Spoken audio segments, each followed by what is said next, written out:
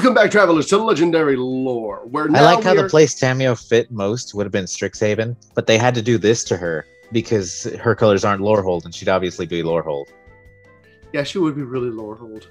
She would love Lorehold. She would. If she hadn't been kidnapped just now.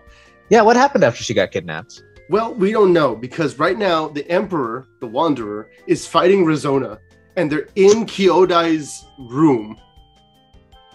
And basically, she says, Rizona's like, I'm not going to yield. And the Wanderer's like, surrender is not a requirement. And you have these, like, I can't really go into the details of it, but it's just this, there's this really cool samurai fight, essentially. I mean, you gave us these, like, fighting game intros. Yeah. It's like, I just imagine them, like, across from each other in Tekken or something, just like, I will not yield. Surrender is not necessary. Yeah, exactly. And so they kind of just, they go at it, and Kyodai's like, look, Wanderer, your mercy is not going to get you anywhere. You need to take her down. And Wanderer's like, fine. So just like real quick, boom, boom, boom, Rizona's on the ground. And she's like, okay, what? How? Why? Is surrender an option now? And it says right here, Rizona was tired and the Wanderer did not wish to humiliate her any further. Drop your blade. There's no need for you to die this way. And she says, you abandoned your people for over a decade. You know nothing of what any of us need. And obviously, that's like the main thing that the Wanderer has done for Kamigawa in the past 10 years, is not be there. And it really hurts her. And Rizona continues, you were gone, leaving a weakened Kami to oversee the merging of the mortal and spirit realms, and a bickering, power-hungry court to rule in your stead. The Imperials have always had too much control, but your disappearance caused instability to ripple through Kamigawa. You may have Kyodai, but it is the people's faith that make a true leader. And the people lost faith in your return long ago. They will not see you the same way they once did. And so this is kind of what we saw with the cousins Yamazaki, where the people on the ground, they were the ones who were suffering. The Imperials, they had plenty of stuff and food and everything, but when it came down to it, the majority of the people of Kamigawa, they were not getting what they needed out of their government. Which is why they've come, stormed the palace, murdered dozens, because they have basically no faith in what's going to come. And so Rizona, she's not going to give up. And the Emperor knows that if she comes at her again, she's going to have to kill her. And Rizona lunges. And something flies across the room and cracks against the side of her skull and knocks her unconscious. And the Wanderer's really confused. And she sees Kaito standing several yards away. Did you just throw a rock at the leader of the Asari uprisers? I found it in the garden on my way in, and I'm out of smoke bombs. And to be honest, after the day I've had, I'm not all that comfortable using metal. And so that whole big fight between these two massive political ideologies is solved by a rock to the forehead. Love it. Yeah. So they basically arrested Rizona. They sent her away. And Kaito is there with the Emperor, and the two of them, they hug. And the reason they're hugging specifically is because she's destabilizing and grimacing in pain, and her spark is destabilizing again. And Kaito's like holding her, and he's like, Tamio has the chip. And I don't know where Tezzeret took her. And he goes, I don't know what to do to help. And so she just kind of pushes her hand into his arm, and she's like, I don't have much time. And in the manga, again, you get to see a lot more of the facial expressions of how they're like really struggling with this, because they want nothing more than to be together, and they know that they only have a few more seconds before everything falls apart. And she even tells, and he says, I'm so sorry. And she says, it's not your fault. And it never was. And you have nothing to be sorry for. You've been the most loyal friend I have ever known, and I am grateful to you. Some might even say, her dearest friend. And so, yeah, it's dumb. So the Emperor knows that what's happening here, she's going away. And so basically, Kaito sees the Emperor and Kyodai kind of communicating telepathically. And then Light Paws she tells him, "Find Light Paws, get back here, quick, hurry." And so Kaito, he starts running out, and before he even gets up, like all the way up the temple stairs, before he gets down the temple stairs, they're already up there, and Light Paws is like, "What's happening?" And he tells him, "Let's go. She's going to leave. We got to go now. Let's go." And so basically, the Emperor tells Light Paws that in her stead, while she's gone, Light Paws is going to be essentially the regent. She's going to be the one in control of Kamigawa until the Emperor can return. She will be the Light Paws regent's authority.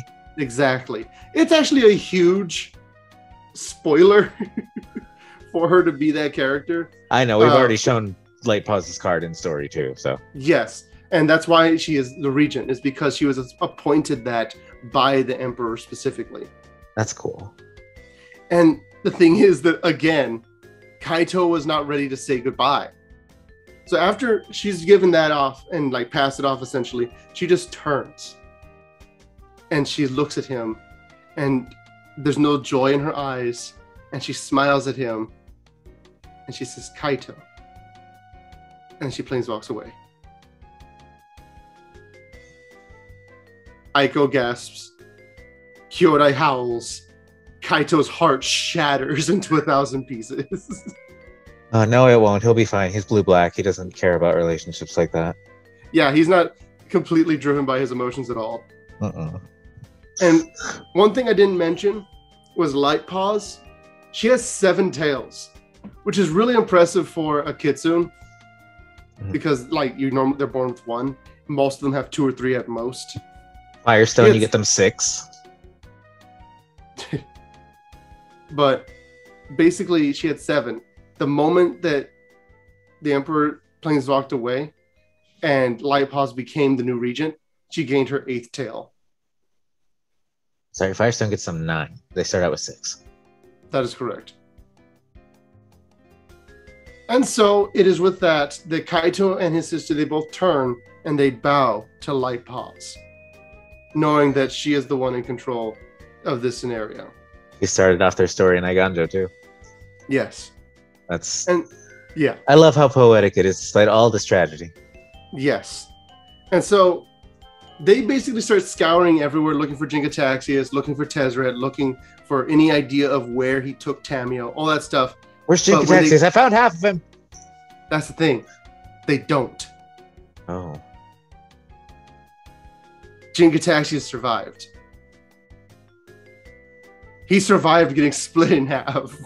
He's a Phyrexian. Obviously he did. Yeah, exactly. I mean, Vorinclex survived being turned into basically a lump of bone metal, and that was his entire deal. I like how Vorinclex came along. Jin-Gataxias is just like, no, I'll just use this metal frame. Vorinclex is like, I need some beast material. Okay, you can keep your abilities, but you're just going to be this little seed person. Deal. Yeah, pretty much. And so, at the same time, Aiko became senior advisor. And basically, it's like she's one of the highest ranking people.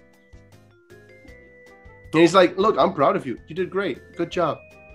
And they're like repairing everything. Everything's kind of getting back to where it is. There's still the uprisers. They're not happy with Razona being prisoner. But the power shift within the court has caused people to be upset. You, for instance, have the character Naomi. She was kind of like panhandling and controlling a bunch of different things. Now there's all those possible shakeups happening because suddenly there's one person in control again as opposed to several. She's the one that sent out Norika. Yeah. So basically we have all of these things happening and Kaito is going to leave. And he says, look, I said I wouldn't leave without saying goodbye. I'm going to go find the Emperor.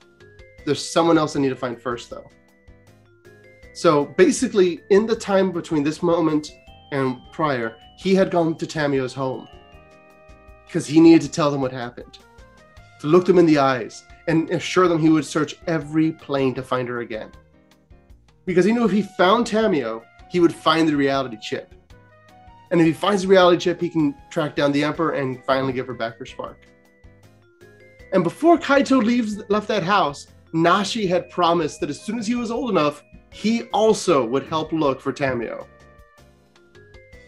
Now, I don't know, but it kind of seems to me like they're setting up for Nashi to have either the ability to travel between planes Because of his Tech Master thing. Or have an unignited spark. Maybe he'll find out what happened to Tamio. That trauma will spark him. Well, he did find out. That's the thing. That's why Nashi said he was going to do whatever he could to help and find. Do they know she's Phyrexianized? They don't know she's been Phyrexianized. Yeah, maybe they'll find that out. Yeah, that'd be pretty brutal. But as far as Nashi knows, Tezzeret has not only killed his original family, he's also taken Tamio. So he's going to be for sure red-black next time we see. So she says, I know you can't send a drone where you're going, but just don't wait too long to let me know you're still alive. So Kaito nods, he hugs her, and he says, look, next time we meet, it's got to be in Tawashi because I got to get some curry and noodles. Got priorities. And so he says, look, I'm not, because she tells him you should go say goodbye to Light Paws too. But he's like, no, I still can't do that. She's busy, and he doesn't feel worthy enough to go see her. And so they have a tearful goodbye, and they leave. He leaves. He goes searching the multiverse for Tamio.